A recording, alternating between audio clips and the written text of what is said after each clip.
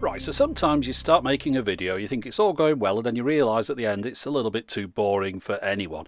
And that's what's happened with this one. What I'm going to suggest to you is, I'm putting it out because there's some little bits in here that might be relevant, but please use the links in the video description. Those will jump you to that particular section that you might be interested in. Overall, watching the thing from beginning to end is just going to send you to sleep. Trust me, I've had to look at this while I was editing it, and it's not a pretty sight. Anyway, on with the rest of the video. Here's me from about 2 months ago. Okay, a bit of a different thing today. I'm going to be doing a follow-up video to an earlier video that I did when I reviewed the DDPai M6 Plus DASHCAM. Now, the reason I'm having to do a follow-up video is because a lot of people like this DASHCAM. Loads of people bought it. Plenty of people have got in touch with me to say that they really like it and it's working well for them, but also I've had quite a lot of people, a lot of comments from people that seem to be getting themselves into a bit of a pickle with it. So this video is an attempt to de-pickle those people. So let me go through the issues one at a time. So quite a few people that have bought the camera got in touch with me to say that camera's rubbish. All it does is make a binging sound over and over again. It doesn't do anything else at all. Well, my camera works fine, but if I take the memory card out of it, it does the same noise. And the noise is therefore there to indicate there's something wrong with the memory card. Obviously, if you take it out, can't read or write to it. But these people had a memory card in the camera and they were getting the same noise. So what was going on? Well, obviously, there was something wrong with their memory card. Let's break down what could be wrong with the memory card. First off, maybe you've formatted it in a computer into a format that the camera can't read.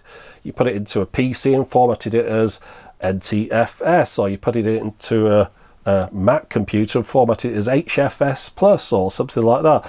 Maybe this camera can't read those. Now, I've never done anything like that, so I don't know, but that's one theory I've got. Maybe you've formatted the memory card in a format that the camera can't read. My suggestion is reformat it as FAT32, and if it doesn't format as FAT32, format it as exFAT, and hopefully that'll be read by the camera.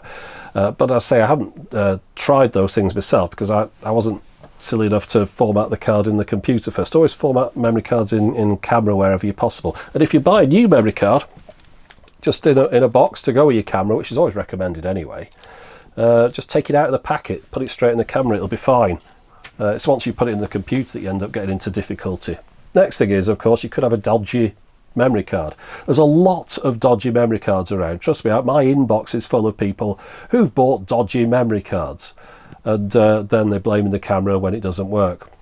There's a few ways you could do this. I mean, if you go on eBay and get it from the cheapest possible guy, more likely than not, he's got a load of dodgy memory cards. Or even if he's got decent real memory cards, maybe they're just poor quality manufactured ones, and a lot of those tend to fail or something. Don't mess around with price when it comes to memory cards. You've got £100 camera, $100 camera. So why are you spending like £2 on a memory card for it? Just go and spend, it's £10 in the UK for a 32 gig class 10 micro SD card to go on one of these cameras. £10. Just spend £10, put it with your camera, it'll work. I've got links on my website, techmoan.com, down the right hand side. Yes, of course, they're affiliated links. You don't have to click on them, but you can look at the details if you want. On the right hand side there, those are the memory cards that I use. It explains which ones you should be picking, which ones you should be avoiding, and I've never had a problem. Never had a problem. Always worked every single time. Now, some people will try and go and get them from cheaper places, or maybe you go on even Amazon and you look at the marketplace sellers. I just avoid that. Try and go Amazon Prime or one of those fulfilled by Amazon, or a memory card supplier. This is the important thing. A memory card supplier, a company that has a reputation that would be tarnished if they were to sell you dodgy memory cards. Somebody that wouldn't want to be in the press as known as selling dodgy memory cards. However, Dave123 on eBay, he doesn't give a stuff. If somebody says, oh, you've been selling dodgy memory cards, I'm giving you negative feedback, he could just up his shop and go and come back another week later as somebody else, can't he? No, but if it's a proper high street shop, might cost a bit more, or Amazon if you want to get it online, or even a lot of memory card companies that you know with decent reputations online that you've used before, then use one of those. But don't just go and go for the cheapest. That's just a fool's game. But in addition to that, there's a slight other twist to it, and that some people go and get a decent one, but they get one that's too high in capacity, too big a memory card, say 128 gig or 256 gig memory card, and the camera might not support it. You see, once you get past 32 gigs, you start getting into cards that are slightly different. These are SDHC at 32 gigs, but at 64 gigs you're getting into SDXC cards. Those are two different things. Now there is some compatibility between them, but things get a little bit woolly, so you're starting to experiment when you're going beyond 32 gigs as to whether or not it's going to work. And especially at 128 gigs, it's getting even more will it, won't it, we're not too sure. You know, you're gambling a little bit. So before you start experimenting, just get your new camera, get your new 32 gig card, get the two things together, get it working, get used to it, check out all the features, be happy with it, and then if you want, after then, maybe think about upgrading to a bigger card, but bearing in mind that it might not work. As you're experimenting, you know how experiments go. Sometimes they're successful and sometimes they aren't, and it's always a bit of a gamble. But if you start off 32 gig, class 10, UHS1, links on the right hand side of my website with your new camera, get it out of the box, put it in, sorted, can't go wrong. Now the next thing people have commented on is the fact that they can't get their Android devices to connect up to the camera over Wi-Fi. There's an app available for iOS or Android. Some people with Android devices, some Android devices with the app cannot get the two things to connect up or are having difficulty. Now there is a solution. It's not probably going to work for everyone, because you see the thing with the Android ecosystem is there's so many different devices out there, so there's always a potential that somebody's got a device that just doesn't work with whatever it is that I'm trying to use it with. Whereas if you get an iOS device, if the app's on there, it'll just work. I'm not going to do the Apple's better than Android, Android's better than... Android gives you more choice, Apple's closed down, but Apple will work pretty much guaranteed when you get something, whereas Android, because you've got more choice, you can buy something that's particularly bizarre that no one's ever heard of and therefore won't work. So, you know, you could take your side, really, pick what you want. I pick both. I've got Android and iOS devices, which means that I could also test this out with an Android tablet I've got here. What was this, a Nexus something or other? Can't remember. Anyway, it works, but I'll tell you what the trick is, and a lot of people have mentioned this on forums and things as well. When you're connecting up to the camera over Wi-Fi, if you connect up with an Android device, Android is designed so that if it's got a Wi-Fi hotspot that you're connecting up to, if it can't see the internet through that hotspot, it defaults back to the 3G or 4G or LTE or whatever, you know, the mobile data connection that you've got, the SIM card. So that's built in. So what's happening here is, of course, you've got the camera trying to connect up over Wi-Fi. This camera is not going out over the internet, it's just camera to tablet. But the tablet's looking at the camera going, oh, there's no internet over in that direction. I'll try using the mobile data, and does that instead, and therefore drops the connection to the camera. So to get around that, you turn off the mobile data connection on your Android device. It can't default back to it, so it stays connected up over Wi-Fi, and that enables you to connect up to the camera. I'm not going to say that's going to work for everyone, but most people that have found that trick out have managed to connect up with no problem. Now, I can't really blame the camera makers for that. I'm no techie, I don't know. It seems like it's an Android thing, that's just how Android devices work. But that's why people are having trouble on Android when they're not having it on iOS devices, because the two things work in different ways. If an iOS device connects up to something over connects up over Wi-Fi, it can also simultaneously connect up over mobile data, which is why you can do a firmware update on the iOS device, because it can download from mobile data, upload over Wi-Fi to the camera all at the same time. So that's the difference between the two. Again, not trying to say which one's best, I don't care. I'm just not interested. Everyone gets really giddy about phones. It's, oh, Android, iOS, Apple. Don't care, honestly. If it works, it works. Fine by me. Buy whatever you want. Get a flipping Windows phone, get a BlackBerry. I don't know, what else is out there? Let's think of something else. Get a Windows mobile phone if you want to. Who cares? Right, next. Time and date issues. Some people have had issues with the time and date in this, showing the wrong time and date. That seems to be people, again, with Android devices who've got them set into a 12-hour clock mode. Now, I always have my devices set as 24-hour clock. It's just what I'm used to. But people that have had certain Android devices set in 12-hour clock mode, when that sends its time and date across to this, because that's how this thing gets its time and date, it pulls it from this.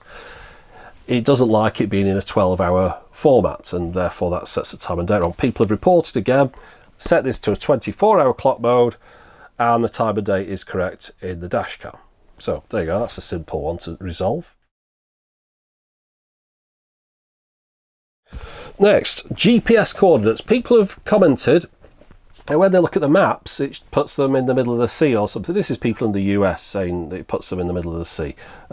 I haven't had this issue. I don't know if it's just down to people in the US or those GPS coordinates or what. I think also we've got issues with that time and date, which probably has a knock-on effect because you need your time and date set right to get your GPS coordinates right. Also, we've got that whole issue to do with summertime and daylight savings time and all that kind of stuff, putting you like an hour out, which might put you in the middle of the sea or something. I'm not entirely sure about this one. I haven't had any issue again. Not maps have been exactly right for me, but some people say that when they look at the maps, it's putting them in the wrong place. I think it might be something they can do with an app update, and again, it just seems to be an Android only issue. So what I'm getting from this is, look, there seems to be issues between this and Android devices. Now, lots of people have got Android devices and are using this, and they're happy and it's working fine, but others aren't happy. It's not working fine for them. So just be warned, if you're going to run this with an Android device, there's a potential that you might run into difficulties. It might be something to think about. Maybe this isn't the DASHCAM for you.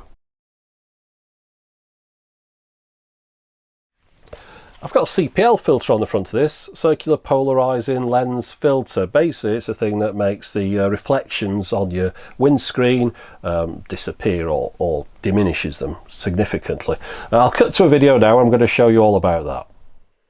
Okay, so we're back to the current time now, or at least a couple of months after I shot that bit, and now I'm doing the voiceover for this section. Basically, if you want to get hold of one of these, quite often they're included with a camera nowadays.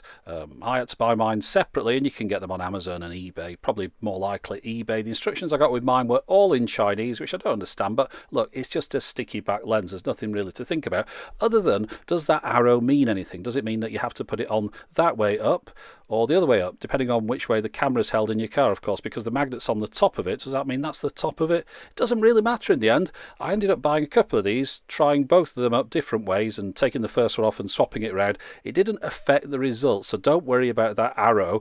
At least in my situation, it didn't seem to affect what happened once I put the CPL filter on. Now, as you can see there, we've got an adhesive bit that we take off on one side, or a plastic bit we take off the adhesive, stick it to the front of your camera, pull a bit off the protective end on the lens here, and now we've got this piece of plastic, that's what it is, plastic, stuck to the front of the camera. So it's a piece of plastic with a plastic filter in the middle. Now, this is the second one I bought. That was the first one. Notice the arrow on that is hand drawn.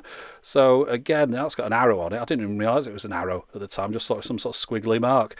But here's the results. Let's have a look. So we put it on the camera. Now, this is the first one I got, and I'd taken it off a few times, so there'll be sticky fingerprints on it and things, but just look at the results here. I've got it on one way up, and then I put it on the other way up, and the results are pretty similar. Now, you might not notice what happened there. Obviously, we're trying to get rid of the reflections. Let's just have a look at how well that actually did get rid of those reflections. So that's before. Notice the grey dashboard reflecting up there, and then we'll have a look at it without. There you go. So that's the CPL filter. Brilliant. It does actually do a pretty decent job of getting rid of those reflections. And also, there's another interesting thing. Look at that car at the front there, how you can see, you can't see through its windscreen at the moment, and then when we put the filter on, you can see through its windscreen. And that might be quite good, because if you were, say, in an accident and there was somebody in that car that had an accident with you, you better see them with the CPL filter on. But without the CPL filter, you wouldn't be able to see the face of the driver. So they said, well, who was driving? Was it the bloke, or was it a wife or whatever? You say, well, I can't really see on the camera. Well, you could possibly if you had the CPL filter on. So I think that's more of a reason to have one on than just getting rid of these reflections, which, to be honest, don't make much of a difference to who crashed into who in the event of an accident. So that's the first one that I took off. I'll just show you. I'll snap it here just to show you that it isn't glass in the middle. It's just a piece of plastic film. So there you go, that's what you're putting on there. That's why they don't cost so much. Now you might think plastic film would sort of reduce the quality of the image. After all, you're putting a bit of plastic in front of your lens. Well, this is what it looks like with it on, and I didn't notice any blurriness or reduction in image quality compared to the camera without the filter on. So my recommendation is, yes, go and get yourself a CPL filter. If nothing else, it will possibly let you see into the windscreens of other cars, which could come in handy. Right, the next one, how do I connect two cameras to the app at once? Apparently you're able to connect two cameras. Now I happen to have two cameras. I've got the DDPai M6, which I really didn't like. I wasn't happy at all with the quality of that one.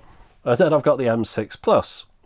So you can connect both of these cameras into the same app and view them on the same, without loading different Wi-Fi connections up. And also you can download files from both cameras into that app without them to go in and out of the app. So it's kind of a useful thing. You can have one pointing out the back, like the rubbishy one pointing out the back, the good one pointing out the front.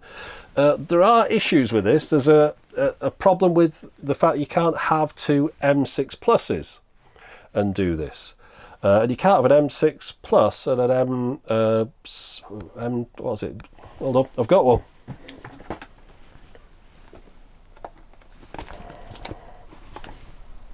A Mini 2, that's a Mini 2. I haven't got it out of the box yet, so don't rush me on that. It'll take me a month or so to do that one. But yeah, so you've got the M6 Plus, you've got a Mini 2, can't connect those two together. However, you can connect an M6 Plus and an M6C, I think it was. They've basically got to be different devices. And for some reason, you can't use two of the new devices together. You've got to use like a decent one and a less decent one, should we put it that way. But I'll show you how it works anyway. Let me show you all connecting up together, just to give you an idea as to what it looks like when it's working. Okay, so I'm going to go through the process here. If you happen to have two cameras that will work with this, once you've got your app set up for one camera, then you add the other camera later on, the app itself will say, do you want those two cameras connecting and putting into the same app? And you just go ahead and say yes. So I'll show you that now. We've got both cameras set up with this app here. We can see we've got one camera at the bottom there, which is the M6 Plus. Then we've got the M6 at the top. Notice at the top of the screen, there you go, make your two cameras interconnected by remote control. So it actually spots this and tells you about it, and then explains what you have to do. So you don't have to look for this, it actually volunteers this up for you. So it says you have to press both buttons, remote control buttons, quickly. I think it said 5 times there in a couple of seconds. So just tap them, and then the camera itself will make an announcement. It says something in Chinese. Presumably your cameras are now connected or something along those lines. So it's not the kind of thing you can get wrong. You'll know when you've done it. So now we've got both these cameras set up. Let's get the app relaunched. So of course I've closed the app, relaunched it again. Let's have a look. So now notice we've got this button on the right hand side. We can jump between the camera views from one camera to the other camera. And if we put it on the side on view, you can see there we've got a picture in picture in this view. So you can just go picture in picture and jump between your two cameras. So you'd have one on the back of the car, one on the front, and you'd be able to jump between them like that. I suppose you could use one as a reversing camera perhaps, but you'd have to be a little bit careful with your distances. Let me just show you what happens when I take a photo or press that emergency button. And we'll press it with the hand there. So we should have two different pictures. And they don't take a picture together, at least they haven't on mine. Maybe you could synchronize them. I haven't tried that out. But one camera will take one photo with the button, and one camera will take the other photo with the other button. So you need both buttons stuck on your dashboard if you want both cameras to record a 10-second emergency video and photo. You have to have both there and press them when you need them. Okay, this one has me a little bit befuddled because, okay, one person asked it, fair enough, and then another person asked it. I thought, oh, this is a bit odd. And then I got about another 5 asking me this same question. They were asking me why the video was mirrored when they were recording it. Now, I don't know if their camera's defaulted to this. I can't imagine it doing. I think they've actually turned on this feature, but then they didn't know how to turn it off again. So whatever the reason, anyway, I'll show you where that feature is now in the menus and how to switch it off. Okay, so I'll show you this in the menus. On the left-hand side there, we've got the settings. That's the thing with the lines and the little dots on them, like sort of volume controls or something. But if we do it in the horizontal position, We've got more settings on the left hand side there, but it's still that same control down at the bottom left there. So let's just go into that menu. We tap that and it goes the other way around, which is a little bit annoying. But here we are. Here's the settings. There aren't many settings for this camera, so it's very easy to see all the settings very quickly. In fact, it's one of the cameras with the least number of settings available to the user that I've had a look at. Now let's try and read down what we've got on this screen. There's only those things that we can see there. So looking at the top there, what have we got? Volume, adjusting video recording with sound capture with video clip, enable eDog, image quality level and video mode. Well, nothing there about mirrored image. Maybe it's hidden around the back of one of these. So let's have a look at image quality level, just see if it's in that one. No, all that is the 3 different resolution options. So try the next one down, video mode. And that just says the aspect ratio, so that's all that's in there. So you can see all the options there, so it must be something else. Look at the bottom there, advanced settings. Let's click on that. Right, these are all the other settings. This is it. So let's look down the menu here. Part guard, time-lapse recording, date and time display, reveal the speed, start song, left/right flipping of images. Now notice mine is off. Notice all the green ones, that means they're on. With the switch to the left, that's off. Well, that means my images won't be flipped. But if I wanted them flipped, all I'd have to do is move that switch to the right and then I get flipped images. Why would you want flipped images? Possibly for a rear view camera. If you're using it as a reversing camera, that might help you because it's more like your normal rear view mirror, so you don't get confused. However, most people don't want that setting on. Don't switch it on then. And your images will be recorded normally.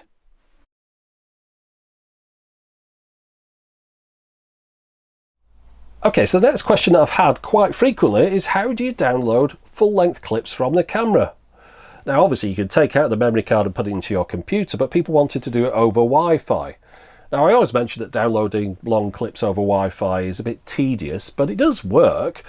It's just you need to know where the relevant part is in the camera app menu thing to download those clips. Now I did mention when I reviewed this camera that the app does need a little bit of experimentation so that you can figure out where all the different features are in it. In fact, let's just listen to that now. There's a lot in this app and you really will have to play around with it to find out exactly what all these features are. I can't demonstrate them all to you. But it seems like a lot of people don't like experimenting. They want things laid out completely in front of them nice and clearly. Now, this isn't the camera for those people. I've got to warn you. I mean, it's the kind of camera for someone that likes tinkering, someone that knows a little bit about dash cams, not someone that's brand new, a brand new newbie that's never used a dash cam before, doesn't like using apps on their phone, doesn't really like technology. It's not the not the camera for you. This is more for people that like a bit of messing around. There are other dash cams that are very simple with a nice screen on them, 4 big buttons that says record and play and stuff. Dead simple, like the, say, Transcend Drive Pro range, the 200 or something. Those are nice simple cameras, but this is more of a kind of tinkerer's camera. But anyway, I'll show you where it is in the camera menu and I'll show you how you download clips that are longer than 10 seconds or just a still. So let's have a look at that video now. Now, at the time I shot this video, the only version of the software out was this Chinese version of software. It's pretty much mostly in English, but there's a separate English version now. However, it's set out pretty much the same way. So let's have a look. First off, get into your camera menu. So your camera shows up at the top there. And notice you've got that sort of play icon. Press on that. Right, now we've got the live camera on screen. This is where we get to. Look for that scissors icon. We've been in the settings one. Scissors. Press those scissors now. And there we go. That is the video that's in the camera. You get these little thumbnails. Notice I'm scrolling back. Look at the date at the top and the time there. You can see the time, but we can scroll it through days a little bit easier if we drag our finger along, so we can get to any particular point of time that's stored on the memory card in the camera. And once you've got there, that little icon below, you can drag that around to download a certain amount of video from that period. Now, those 2 points aren't fixed. You can drag them apart, so you could download perhaps an hour of video, I don't know, if you wanted to, but you wouldn't want to because it's too slow over Wi-Fi, even on this camera, which is pretty quick over Wi-Fi. So you've found your day, you've found your time, you want to download, I don't know, a minute or so, and then you click download. See the little download arrow I just clicked on the right hand side? That's now downloading that particular period of time over Wi-Fi. Notice if we do it this way around, the icons are larger, the selection area at the bottom is also larger, so it's a little bit easier to do it that way around. I perhaps should have done it that way when I showed you. But yeah, just find the particular point in time that you want to download from the icons. Look at the time at the top of the screen. select at the bottom of the screen the amount of that period that you want to download in minutes or whatever, and then click download. That will then download over Wi-Fi to your device, whether it's a phone or tablet or whatever. Right, now the next one is more of a general thing. It's not particularly about this dash cam. It's something that I get quite a lot in the inbox, and it's from people that are having difficulty and they're blaming the wrong thing. Now these cameras nowadays, most of these HD cameras, record in MP4 formats, sometimes MOV, but usually MP4, using an H.264 codec or an AVC codec. Now, most PCs don't have those codecs to play those back built in straight away, and a lot of them that do have them have sort of out-of-date ones from a couple of years ago, and these things move pretty quick. Unless you keep updating your codecs, then you'll have difficulty with playback sometimes. The reason I mention this is I use both PCs and Apple devices. I don't care, I've used both, I've got both in here now, and I jump between them, and I know how both things work. Apple's always been QuickTime and MP4 and MOV and H.264. That's always kind of been built in, whereas Windows has always been AVI and WMV and all those kind of things, and they're a little bit separate. So all the cameras now tend to be the file format that'll play back natively on Apple devices. You just put it in and press the space bar and it'll play. Do that on a PC and it might say unable to play. Sometimes they'll try and play them and they'll play them back badly, and that's where the issues arisen. People will get in touch with me to say they bought a camera that I reviewed and the video's all jerky. Why didn't you say the video was all jerky? It just keeps stuttering all the time. This camera's rubbish. In fact, there's a guy got in touch with me the other day, bought a Yi 4K camera. Why didn't you say in the review that the video's all jerky? You should have mentioned it. But the weird thing is, you watch it on YouTube, obviously I'm showing the video clips out of the camera. Is there any jerkiness? No, it's smooth as anything. So you've got to think, what's the problem here? Is it the camera or is it the playback software? And people go, my PC's really fast, it's got 1 million cores, it's this, that and the other, it can play anything, 4K, it's brilliant. Yeah, but you've still got to have the right codecs in it. You know, it's all right having a really fast car with no spark plugs in. You've got to have the right codecs in it. So yeah, now on PCs, it's always a nightmare trying to download anything nowadays. I always used to recommend people download the K-Lite codec pack, K-Lite codec pack. That bundles in all the codecs you need, bang up to date, and therefore you get a nice MP4 file, you put it in, it'll play back really smoothly. This has been a problem going back years. I mean, I go back to the Mobius camera, where people, you get that and say, it doesn't play back on my PC, this camera's broken, you know, and anyway, so yeah, I used to say download that codec pack, but now every time I look everywhere to download it, it's always full of those, you know, websites where 1 million things pop up and say, oh, click here to download, but it's not to download that, it's to download something else. You know, they're all sort of spamming you with crap. But yeah, if you can find a proper place that's uploaded and got available to download the K-Lite codec pack, and you've got a PC, just download it. I downloaded it a while ago. Everything plays back smoothly on that, whereas without it, quite a lot of file formats nowadays don't. And it's not the cameras. The cameras are fine. Cameras tend to work or don't work. That's the thing with digital cameras. It's a digital thing, it's on or off. So a digital camera will either work or it won't work. This kind of stuttering, people say, I've swapped the memory card 10 times, it's still stuttering. Yeah, just have a think what's going on there. It's the PC. It's not the camera, the PC. Okay, so at this point in making the video, I realised it was far too long and far too boring, so I'm just going to go through these ones here on screen now. There's not going to be any pretty graphics to go with these. I apologise for that, but you're just going to get the facts. First one is, a lot of people mention that this camera gets quite warm. Well, electronics do get warm nowadays, especially if you don't have fans to cool them down or heat sinks and things. So yes, this is a little plastic box full of electronics recording in HD or a little bit more. It will get warm. Now, just on to the next point. Batteries. It does contain a battery in there. Batteries do wear out. Nobody's got a battery that will last forever. But I've also got to mention that batteries do not like getting hot. If you have a dash cam and you're in a hot part of the world, or you park somewhere and the sun's beating down on the car all day, that might well cause that dash cam to malfunction or the battery to swell up. batteries and dash cams and hot weather don't mix very well. If you want to have a dash cam in a hot country, please get one with a capacitor based system rather than a battery based one.